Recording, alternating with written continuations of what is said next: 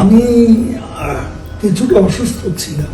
ওই মরণ যাত্রা হচ্ছে এখন, আমরা পালাতে জানি না। খেলা হবে। এভাবেই প্রকাশ্যে অহংকার করে বিএনপিকে কটূক্তি করা যেন ডাল ভাত ছিল নিষিদ্ধ দল আওয়ামী লীগের সাধারণ সম্পাদক ও সেতুমন্ত্রী ওবায়দুল কাদেরের।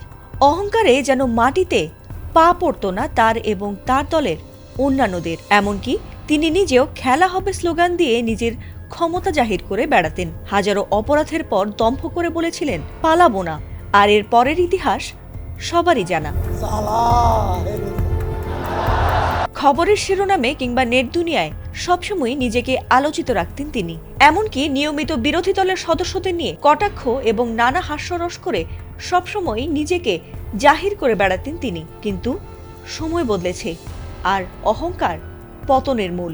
ছাত্র জনতার কাছে হার মেনে দেশ ছেড়ে পালিয়ে যাবার পর কেবল একবার ভারতের গণমাধ্যমের কাছে নিজের করুণ পরিণতির বিষয়টি স্বীকার করেছিলেন।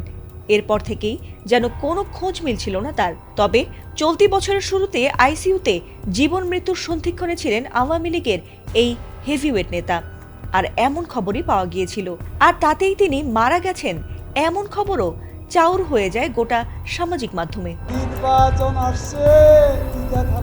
তবে নিজের মৃত্যুর কথা শুনে আর বোধহয় স্থির থাকতে পারেননি ওবায়দুল কাদের। তাই তো এবার রীতিমতো ক্যামেরার সামনে অসুস্থ শরীর নিয়ে হাজির হয়েছেন তিনি।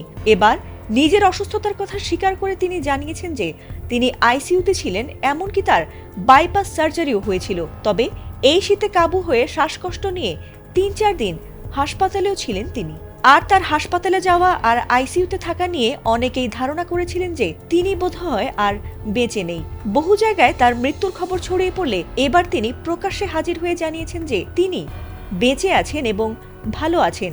আমার বাইপাস সার্জারি হয়েছিল। যদিও কথা বলার সময় তার কিছুটা জড়তা, অসুস্থতা আর শারীরিক দুর্বলতা লক্ষণীয় ছিল, তবে কথায় আছে ঢেকি স্বর্গে গেলেও ধান ভানে। তেমনি তার মৃত্যুর গুজব তিনি উড়িয়ে আবারও রাজনীতি নিয়েই তার মতামত দিয়েছেন। এমনকি বর্তমান অন্তর্বর্তী সরকারের এবং আওয়ামী লীগের নির্বাচনের বিষয়েও বিষোদ্গার করেছেন। পাশাপাশি নির্বাচন সঠিক সময়ে হবে না এমনটাও মন্তব্য করে বসেছেন সাবেক এ আওয়ামী নেতা। হ্যাঁ, ওই মরণ যাত্রা হচ্ছে এখন। ফাতিমা সুলতানা, এটিএন বাংলা।